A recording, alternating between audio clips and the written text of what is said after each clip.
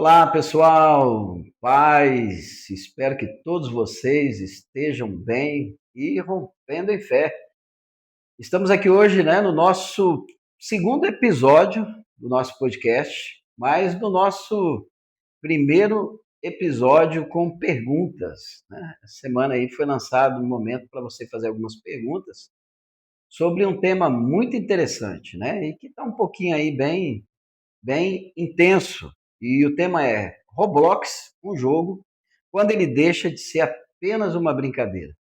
Então nós recebemos algumas perguntas e a gente vai tentar responder para você. Não sou um expert no jogo, mas a gente vai trazer algumas respostas para você.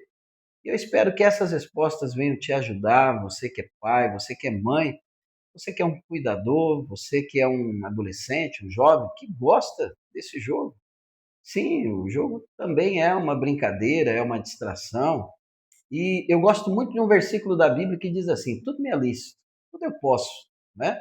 A gente pode todas as coisas, mas eu não posso me deixar dominar por nada.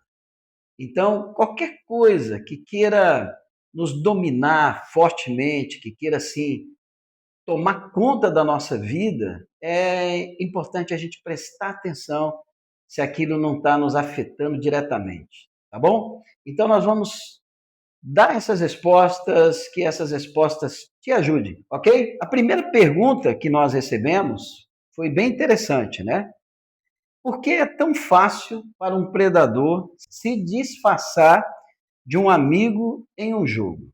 Olha só, eu fui dar uma pesquisada, né, até alguns conceitos da psicologia, e eu achei um conceito muito interessante do Eric Erickson. Ele desenvolveu uma teoria, né, chamada das etapas psicossociais do nosso desenvolvimento.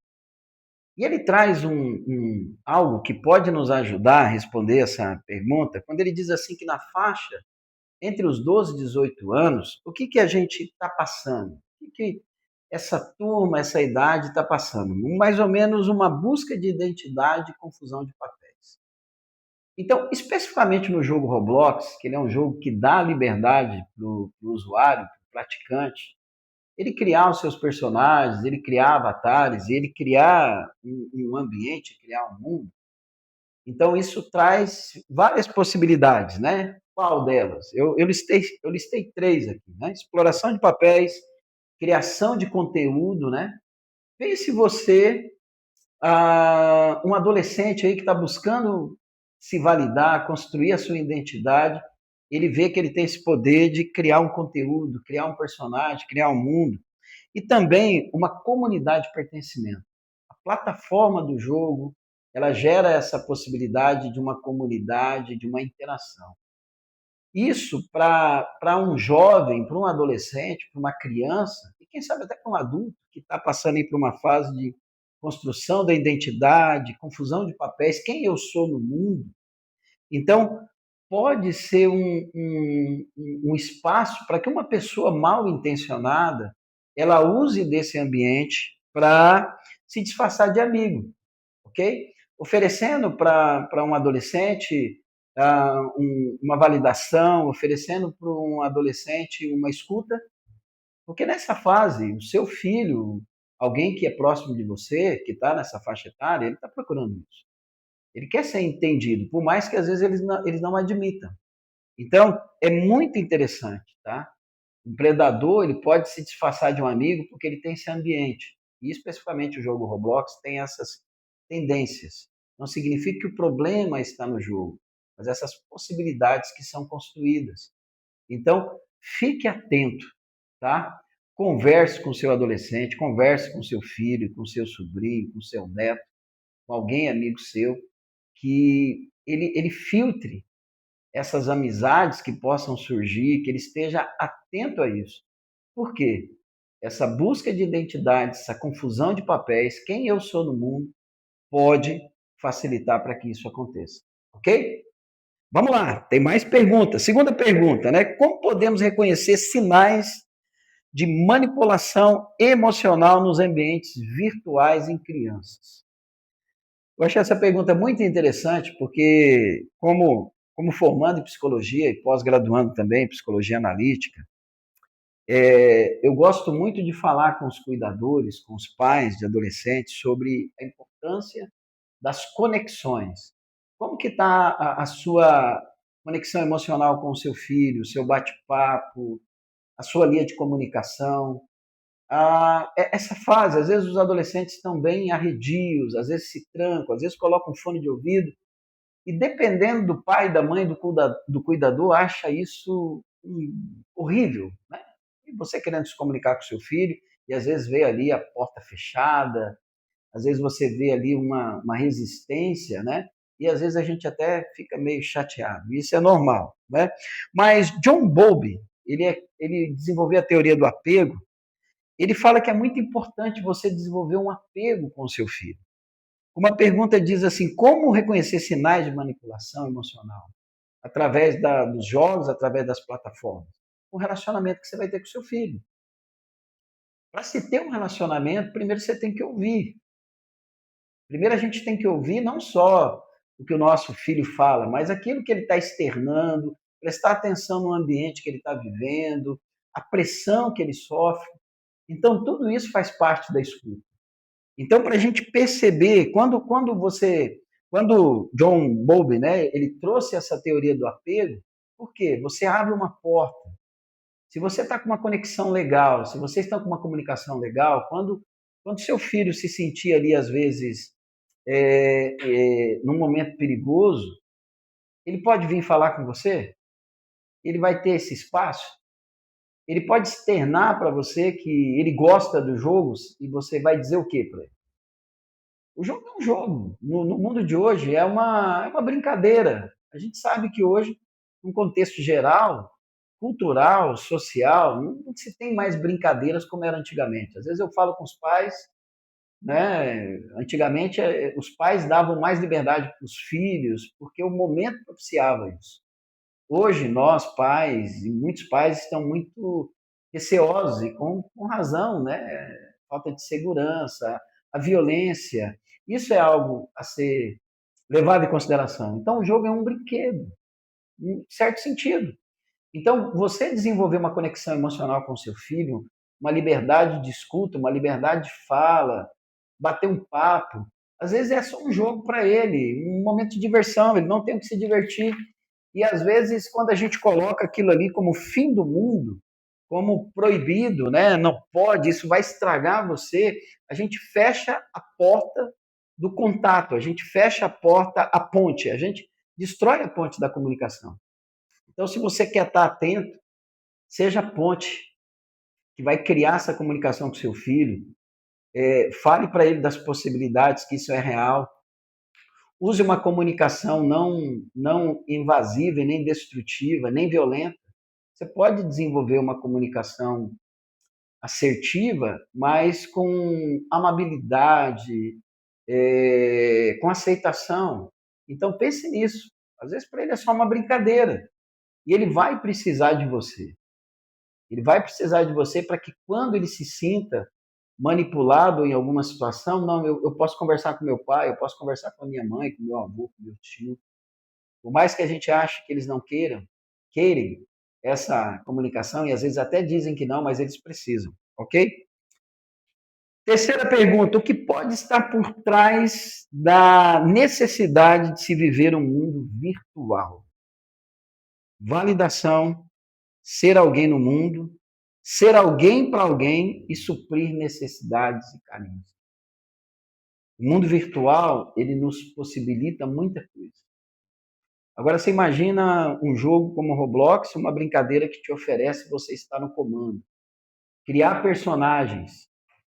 E às vezes a pessoa está ali num ambiente de dor, de dúvida, né? A adolescência traz muito isso.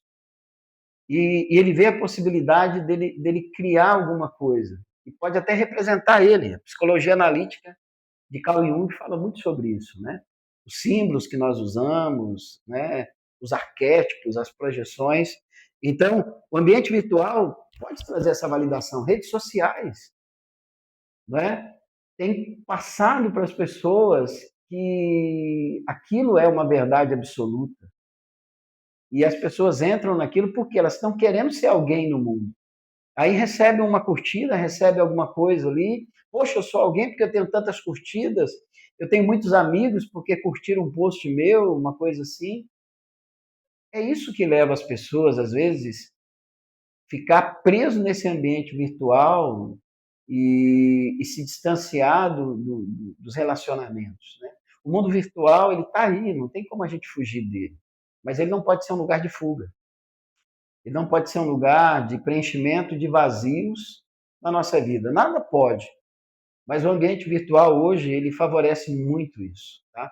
Volto à resposta da segunda pergunta. Valide o seu filho não por aquilo que ele faz. Valide o seu filho por aquilo que ele é. O que faz é uma consequência, é um aprendizado. Você vai descobrir as características da personalidade do seu filho, da sua filha, o potencial. Né? Eu gosto de usar muito, às vezes, no aconselhamento, às vezes até no processo de terapia, a questão da metáfora da fruta da fruta que amadureceu antes do tempo, porque foi bicada por um passarinho. Por que aquela fruta apodrece? Porque ela foi bicada antes do tempo. Então, quando uma criança que às vezes ela é validada só por aquilo que ela faz, se coloca nela um peso, se coloca nela uma obrigação antes do tempo, que ela não tem condições psíquica, emocional para dar uma resposta. Imagina você chegar e colocar para o seu filho de 10 anos que ele é responsável pela casa, por fazer o almoço, por fazer tudo isso, aquilo. Como que ele vai reagir a isso? Você pode estar jogando sobre ele algo fora do tempo. E esse amadurecimento precoce pode trazer várias situações. Então, isso pode levar uma pessoa a permanecer no mundo virtual. Validação. Valide as pessoas pelo que elas são. Trabalhe ela ser alguém no mundo por valores, por princípios. Tá? As pessoas buscam isso. As pessoas têm necessidade de se sentir alguém. E eu estou lendo um livro que uma das formas de encontrar o propósito ou de se sentir alguém no mundo é ser útil. Por que a gente não procura ensinar desde cedo as pessoas a ser útil, não no sistema de validação, mas de dar algo para alguém? Isso faz parte da construção das pessoas. Dar um bom dia, dar um copo d'água, ser prestativo. Isso tem ajudado muitas pessoas, ok? Quarta pergunta. Quais os principais riscos associados ao Roblox? Eu separei 2. Interação com desconhecidos. A plataforma permite isso. Tá? Parece que não há um controle específico, um filtro que não favoreça isso. Então, isso é perigoso por quê? Esse acesso livre traz adultos e crianças no mesmo ambiente. Nem todo adulto vê criança como criança. E nem toda criança tem a maturidade para perceber que um adulto pode estar vendo ela de uma forma diferente. Então, isso é um perigo altíssimo, altíssimo.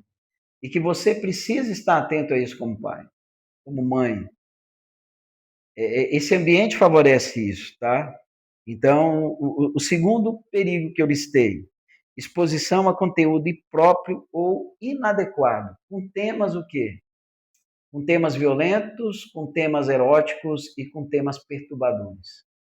Já que os usuários eles têm liberdade de criar os seus personagens, criar o seu mundo, ele pode colocar lá um personagem perturbador, um estrangulador de criança, pode criar um mundo totalmente erotizado e uma criança ali de 7 anos, ela vai estar exposta a esse ambiente. Pode ter intenções erradas por trás disso? Pode. Então, esses são 2 perigos que eu considero muito, muito fortes, muito intensos e que precisam ser levados em consideração.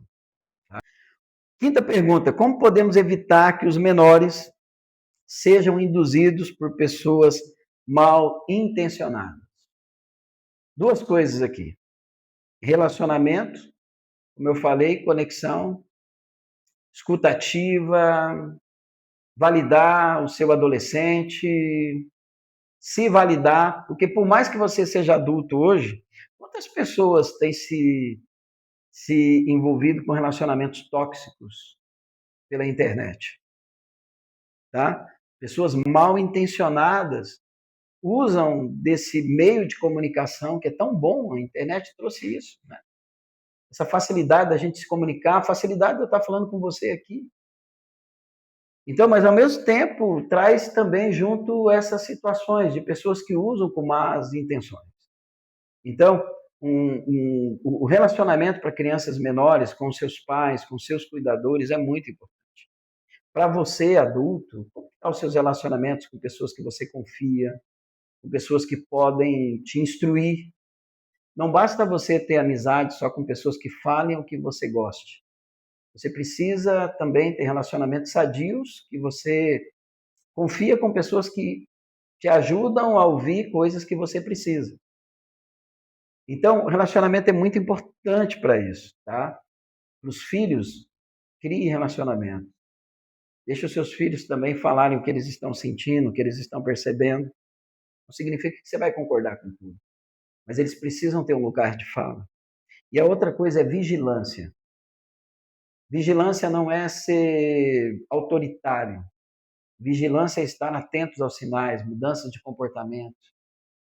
Como você trabalha os limites dentro da sua casa, não tem como ter educação sem limites. Limites fazem parte de uma boa educação, de uma boa instrução. Limites precisam ser conversados. Limites precisam ser claros, bem explicados. Então, essa vigilância, ela é um ato bem amplo, mas ele tende a trazer a você esse estado de alerta. Filho traz a nós a responsabilidade de estar num estado de alerta constante. Pense nisso. Filho não é apenas estar ali e pronto e a gente não vai ter que ficar alerta. Não é isso não pode ser um peso, mas tem que ser uma responsabilidade. E a sexta e a última pergunta, muito interessante, né? Como pastor aqui, jogar Roblox nos afasta de Deus? O que você acha? Segundo a Bíblia, não. Segundo a Bíblia, o que nos afasta de Deus, está escrito lá em Isaías, é o quê? O comportamento. A Bíblia diz lá, os seus pecados, os seus comportamentos me afastam de você. O que são esses comportamentos? Errar o alvo. O que é errar o alvo? Deus nos criou primeiro para conhecê-lo, ter intimidade com ele, abrir o coração para ele, saber quem é Deus, saber que Deus é o nosso Pai. E depois de nós conhecermos esse Deus, manifestar essa mensagem. As pessoas precisam ouvir essa mensagem. Então, o Roblox não vai te afastar de Deus. Quando Deus é algo para nós que nos traz direção, que nos traz apoio, que nos traz provisão, muitas vezes, no sentido emocional, espiritual, o Deus que abre portas. Jesus abriu muitas portas. Jesus curou muitas pessoas. Mas Jesus também fortaleceu muitas pessoas. O grande problema nosso é quando a gente quer acreditar que nós não precisamos de Deus.